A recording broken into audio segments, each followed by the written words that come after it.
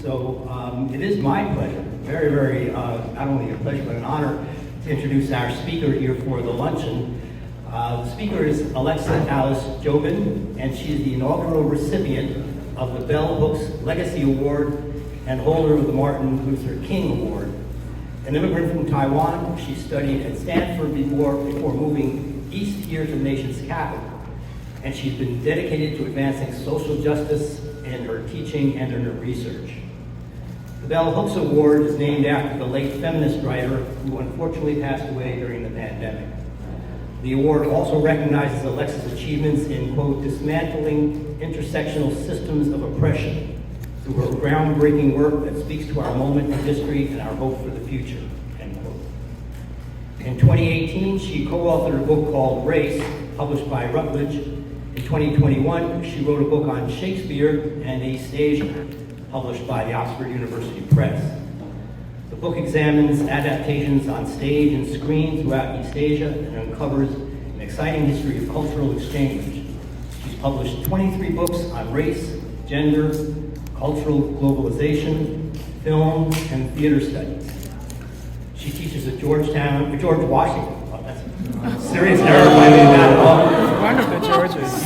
She teaches at George Washington University here in Washington, D.C., where she is professor of English, women's, gender, and sexuality studies, theater, international affairs, and East Asian languages and literatures, and the coordinator of the Taiwan Education and Research Program. And you can follow her work at ajoubin.org. I think the breadth of these topics provides ample evidence of why she's been invited to give this address. Please welcome Alexa Alice Joubin.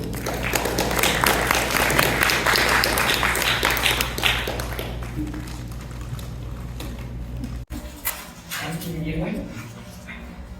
Thank you for having me. It's so special to be in this space, and I learned from Ed that there's actually Chinese African American connection. It's very cool. It is my honor to be here, and thank you, Ting-yi, for the very generous introduction and upgrading me to Georgetown. In any case, hello everyone, neighbors, whether you are from town or have traveled to get here. Today we're going to talk about film and cinematic representations of East Asian cultures, particularly women figures. So I like to say that art imitates life, and life imitates art. Fiction and film, they map racial hierarchies onto gender biases, and these biases are then used as justification for mistreatment of minorities. And of course, we know that racism and sexism, they often go hand in hand. Sexism racializes gender expectations, and racist attitudes appropriate gender stereotypes. Now, stereotypes make a community both visible and invisible, right? It's visible but not as legible. They are seen but not truly understood. In 1930, English novelist Evelyn Waugh entertained the prospect of Chinese-American actress Anna May Wong, topic this afternoon, playing Ophelia. He says that I cannot see her as Lady Macbeth, but she would be perfect Ophelia, Hamlet's love interest. So these comments really reflect racialized myths about East Asian women as subservient and dainty objects. Actor Constance Wu has something interesting to say. Constance Wu is actually a native of Richmond, Virginia, and she believes that stereotypes are only problematic when they become Hollywood's racist tropes. So she's one of the people who kind of says, let's embrace stereotypes because that's what my parents look like, that's how they sound like. There's not necessarily something wrong with looking or sounding that way. It became stereotypes because of misuse. So I find that really interesting. Most actors would say, oh, I hate stereotypes, don't cast me in stereotypical roles. Now, there are many movies that deal with stereotypes. Very often the positive, negative stereotypes, right? And these images are often framed by metaphors of kinship, which is the theme of our conference.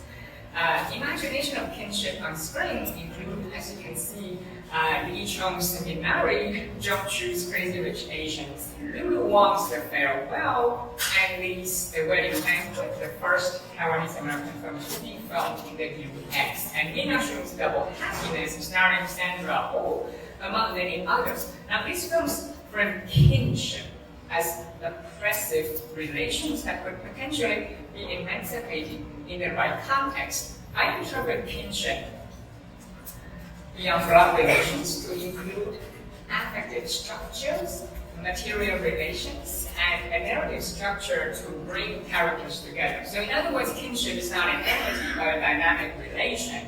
It organizes social life and our position in the world. So kinship is often governed by racial and gender biases within and beyond its own structure. And kinship organizes relations. For example, in this film, there are only 4 characters, but it's kind of, they're not related, but it's framed as framed in the network of kinship. In Alex Garland's 2014 sci-fi film Ex Machina, which is taken from the phrase Deus Ex Machina, the story is set in a remote and isolated house. And the house serves as a research lab, but since it's a house, the characters, the androids and the inventor, they kind of framed as if they're a family, a toxic family at that. So there's this white male inventor, Nathan, played by Alex is that he creates a series of humanoids with artificial intelligence and human emotions. So he becomes that guy we call the father and the godlike figure in this futuristic household. All the androids are in sexually attractive female forms, as you can see here.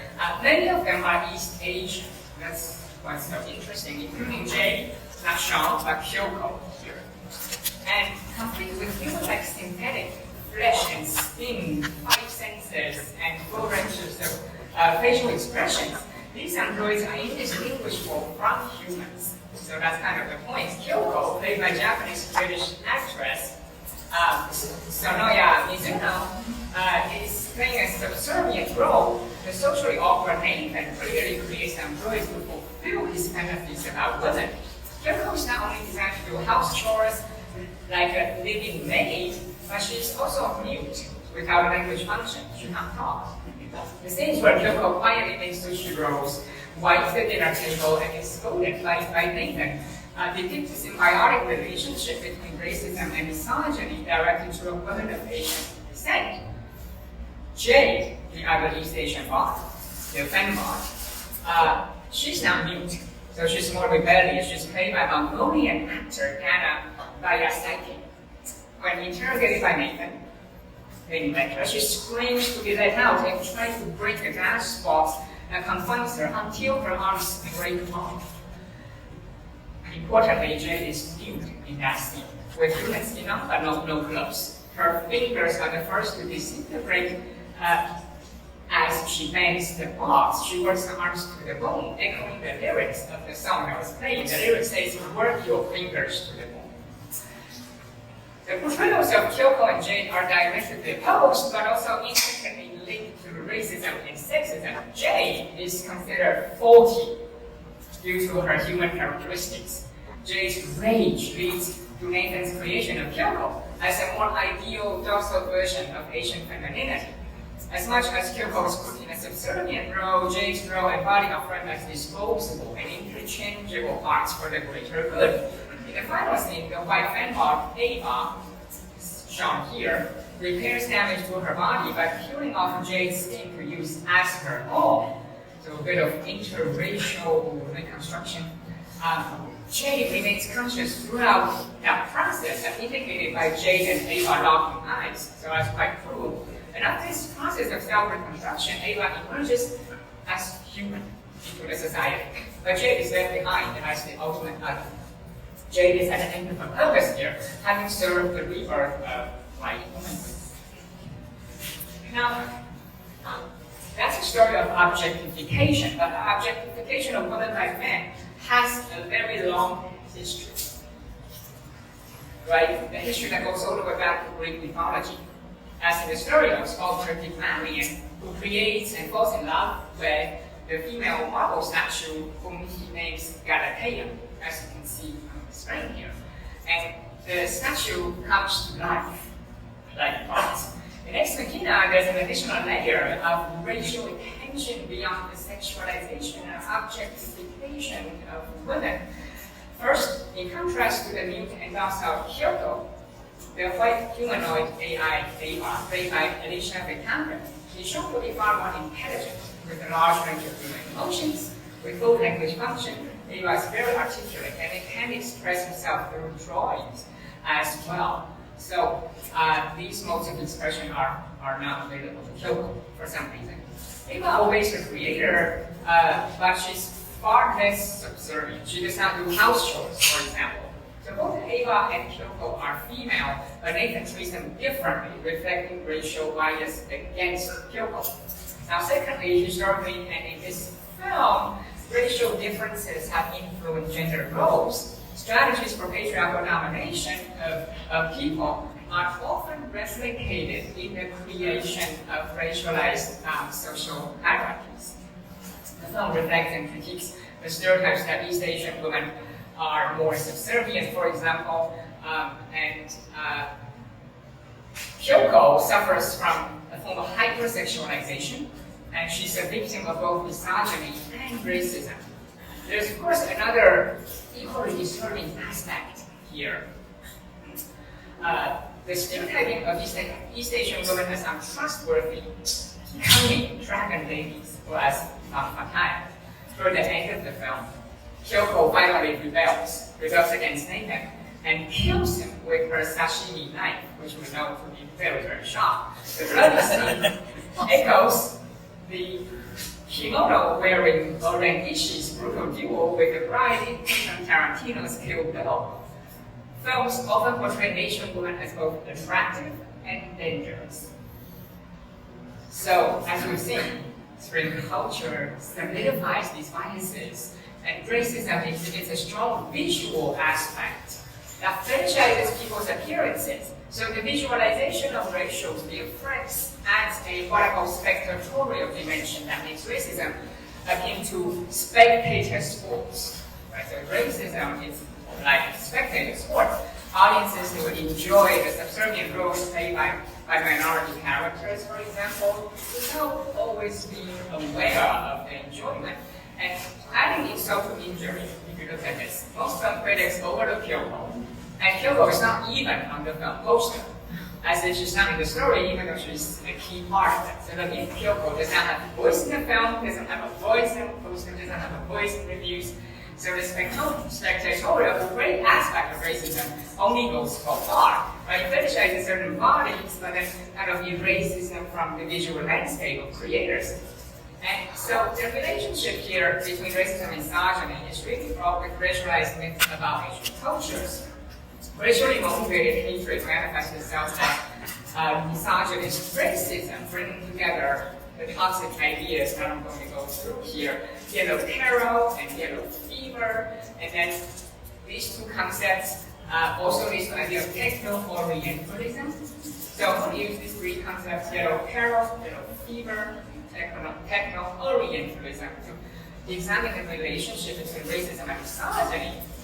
Mainstream audiences, they tend to look through rather than at the Asian characters, as in the Kyoko's case, right? Laura Mulvey has theorized that Hollywood films tend to operate under the determining male gaze, or what we call masculine gaze, of the characters, of filmmakers, of audiences, which projects masculinist fantasies onto the narrative. Now, audiences also, they approach the films through a colorblind gaze. I call this colorblind gaze in the sense of it pretends not to see color. So this gaze erases the presence of Asianness that is seen but not truly seen. And the colorblind gaze leads to a twofold problem, right? Films either lack reverse cast, a phenomenon exacerbated by whitewashing, in which white actors are cast as non-white characters, or they focus on negative portrayals of racialized others. An example is Gong Li, Police Isabella, lover of and financial advisor to a drug dealer in Michael Mann's film Miami Vice, 2006. So she's there, but it's a negative role. So the colorblind gaze assumes minorities are supposed to the universal themes that appeal to the mainstream audiences, and then transform what may not hold mainstream interest into something more popular. So uniquely Asian struggles have to be repackaged as American pop culture, for example. That's more palatable. So, a quick overview. The first concept it was a historical notion that made people with Asian descent diseases. 19th century Chinese railroad workers, they were accused of eating vermin, and they were blamed for spreading disease. Now that sounds familiar. In the spring of 2020, Asian Americans were often vilified for wearing face masks to mitigate the spread of COVID, even though this hygienic practice was widely adopted within society as a whole. Now, combined with widely assumed Asian origins of COVID, the idea of yellow peril demonized Asian American and Pacific Islander communities as viral origins. Right? Yellow peril intersects with the gender stereotypes known as yellow fever, coming on the disease of the same name. Playwright David Henry Hwang actually uses the term in his 1988 play in One Side. And to critique white men who have sexual fetish for East Asian women, yellow fever paints Asian women as subservient, dainty, and actually interchangeable. In contemporary American discourse on dating, the term critiques the social phenomenon of white men who exclusively seek out East Asian. Now, we also have this term, of course. This is a tendency that combines technological fantasies and patronizing attitudes toward the Orient, an antiquated term for Asia. In 1978, Edward Said wrote a book, Orientalism, and used the term critique prejudices that essentialize Middle Eastern, Asian, and North African societies as primitive. So the view of cultural otherness produced knowledge in the service of imperial power. Techno-Orientalism is a version of that. It emerged in the 1980s, notably in Ridley Scott's dystopian sci-fi film. It is a trope in film and literature that presents Asian people as technologically advanced, but emotionally immature. An example of the contrarian stereotype is the multi-story high digital poster of a Japanese geisha in Blade Runner. Asian women in this instance are depicted as both emotionally and culturally primitive, but somehow technologically advanced. They need to be rescued by white men, such as Kyoko and Alexa Alice. So David Morley and Kevin Robbins has called this phenomenon techno-Orientalism. So the concept really emerged during the 80s of the Japanese economic boom. Detractors believe that Japan's what they call samurai capitalism. They are calling Western modernity into question. They are going to claim the franchise and the future. So there's this fear, right, of Asian crowds. So let's look at another example. Kyoko and Ex Machina. She's an advanced AI, right, but cannot talk or emote, since she's designed to be intellectually primitive. These things demonstrate the contrary stereotypes of East Asian people as being having advanced technologies, but they don't have empathy. In scholar Amy Wong's words, when it comes to futurity, it is not so much that Asians have been written out of it. They have become the sign of it, the backdrop to it, the style manual for it. So she's talking about how prevalent it is that movies will have, especially sci-fi films, will have Asian symbols, but without meaningful engagement. So like the backdrop.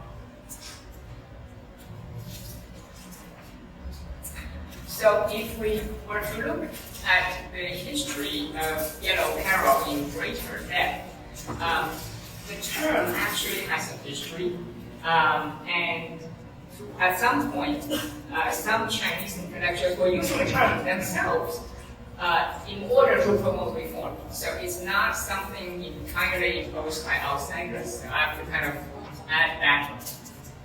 I have to add the nuance here. In 1895, after China's defeat in the First Sino-Japanese War, Kaiser Wilhelm II of Germany and the Chinese translator Yan Fu, both of them used the phrase yellow peril and the metaphor of a sick man to describe East Asian and particularly Chinese people.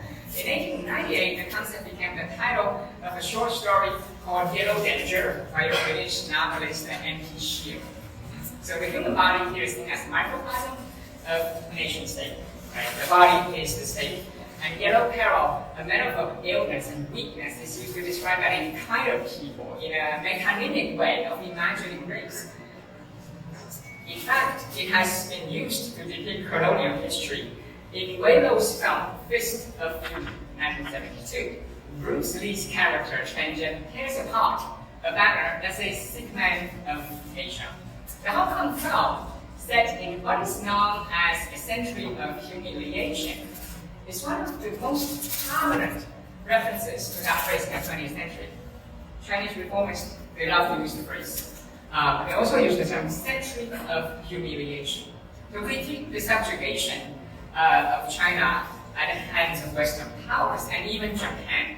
So the term is, of course, complex. I want to mention two accents are important. You know, when characters, when actors they have accents, whether it's performed or maybe it's their actual accent. So in Double Happiness, we have a story of an aspiring Chinese-Canadian actress. Sandra always doing a bit of autobiographical reflection. So the character is named Jade, and Jade is asked to deliver lines with an accent in an audition scene. Didn't say which kind of accent. So she playfully did a Parisian accent before being corrected and put in her place and did a Chinese accent to please the white judges in order to get the role. So Jade succumbs to the pressure of sounding Asian to fit her appearance. Scholars have interpreted the scene alternately as victimizing and empowering. So it's really interesting because some people note the tension between her assimilated voice and her racially marked body and the performative nature of that accent. When she does Chinese accent, there's actually there's no difference between when she does Chinese accent and there's Parisian accent because both are performative. She's off stage, she doesn't have accent. So if they look at that way, right, it becomes a strategy to deconstruct racial biases.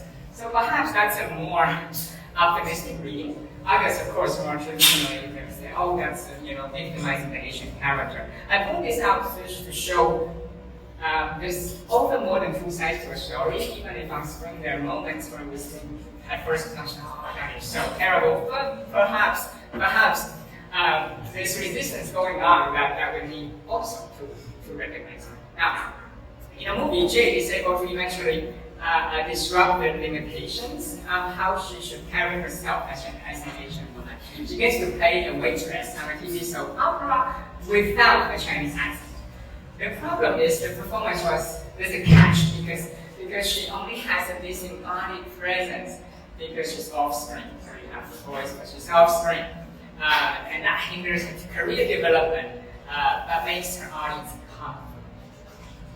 So the notion of yellow peril also intersects with the colonial legacy known as yellow fever. And if we look into the deeper history, we will see that it has many effects. So racial difference is often imagined as an inversion of what are perceived to be gender norms. In media and pop culture, like dating, the term is used to identify and sometimes critique the social phenomenon of white men who exclusively date East Asian women who are seen as passive as lotus flower.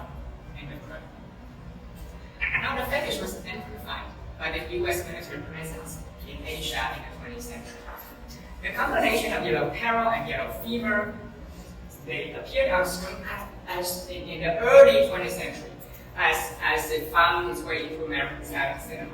So as you can see, it's very old in terms of the trope. The racialized myth about Asian women provides a partial explanation for the seemingly pattern phenomenon of many white supremacists dating or marrying Asian women. Commentators on an alt-right forum point out that dating Asian woman is, quote, a white nationalist rite of passage. Now, the uninitiated may think of positive outcomes of being desired on the market, what is not like. The lived realities, right, of being objectified, seen as expendable, of course, are far from rosy. The fetish dehumanizes and depersonalizes a group of people.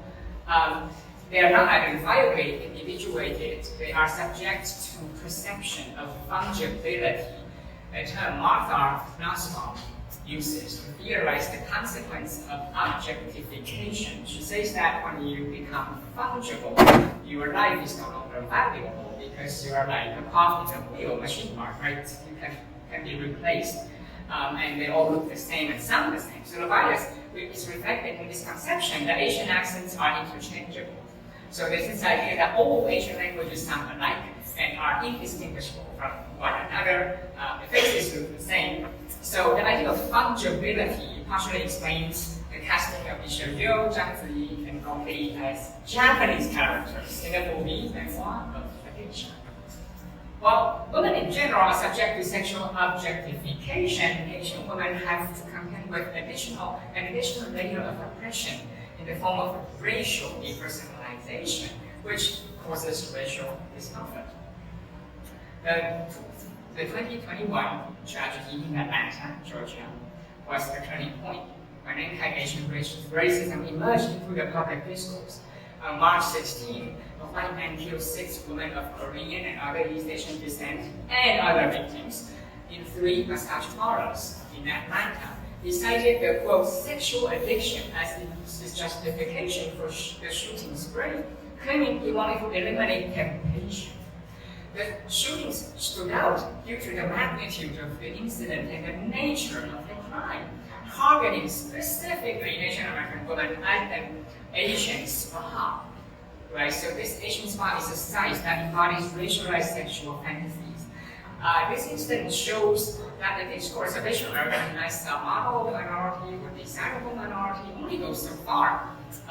In fact, the Asian Americans often disproportionately bear the brunt of racism in times of national crisis. So let us look at the history of the third time. They are all interconnected.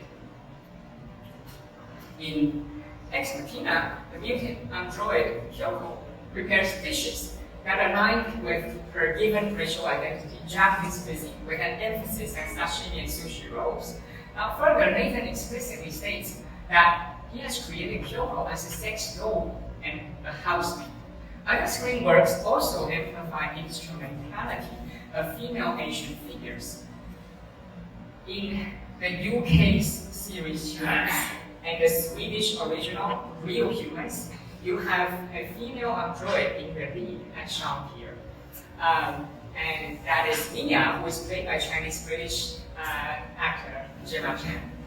So Mia is actually bought by an overwhelmed white father at a mall to help with household chores, including cooking, babysitting, cleaning, and grocery shopping. Beginning to sound familiar. Now, the purchasing thing is really crucial. It solidifies the stereotypes against Asian women and the kind of social roles they're allowed. In fact, Joe's young daughter, who accompanies him to the mall, had something rather cruel and strange to say as they were purchasing. Maybe I'm going to play it.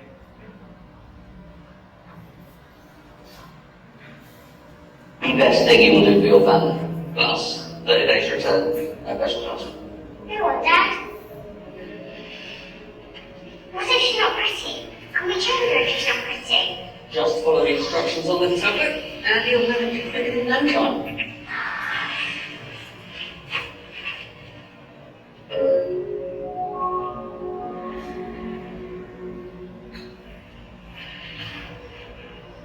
There's your clothes then. Your brand new synthetic. Unique styling, one of a kind.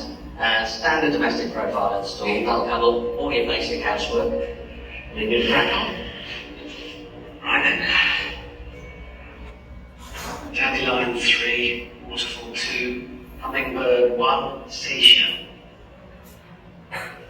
Hello. I'm now in setup mode and ready for primary use of bonding. I'm a primary Joseph Hawkins, Joe. The DNA sample will be taken for identification. So, the family, when it's home, they start treating her with courtesy, such as saying thank you. They see Mia as a machine and not human. Tensions arise later in the series between Mia and Joe's wife. Laura feels self-shown by Mia's cooking skills and organizational skills, and Laura suspects that Mia may even become Joe's surrogate wife, rendering Laura irrelevant in the house. In fact, Asian motifs permeate sci-fi films. Asianness is used to express exoticism of the fictional universe and create temporal distance.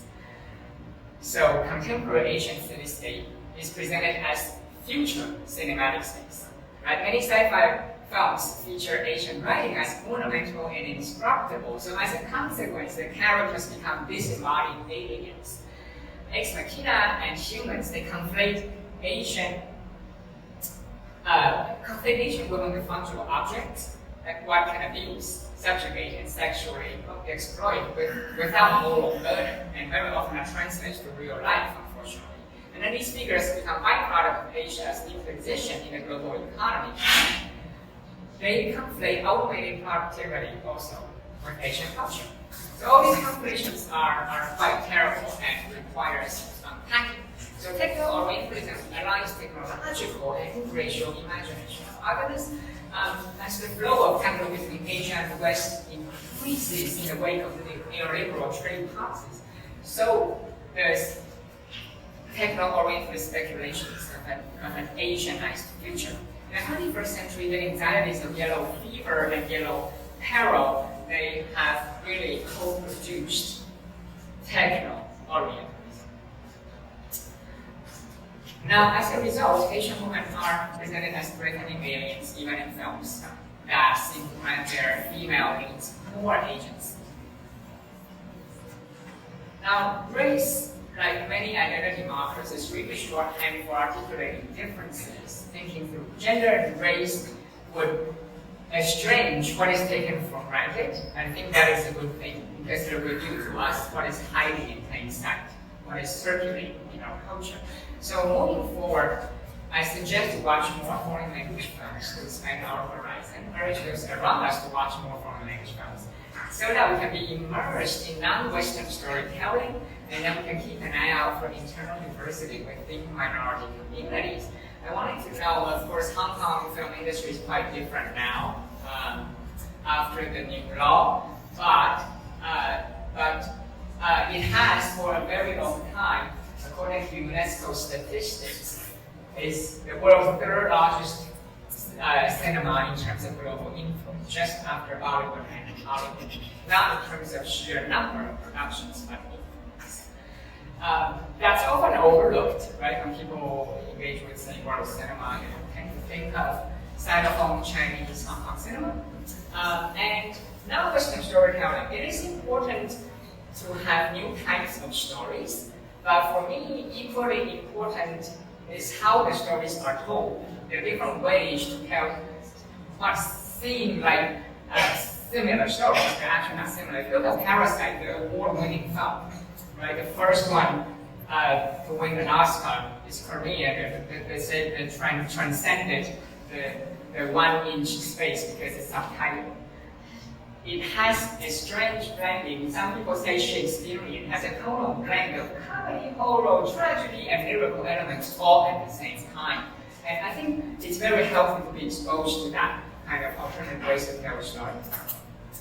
And last but not least, always kind of think about internal diversity within a group, right? Not all women, not all Asian women, not, so we always want or need the same thing. And we can only get there by thinking very deeply about narratives around us. Narratives have power, narratives bring people into being.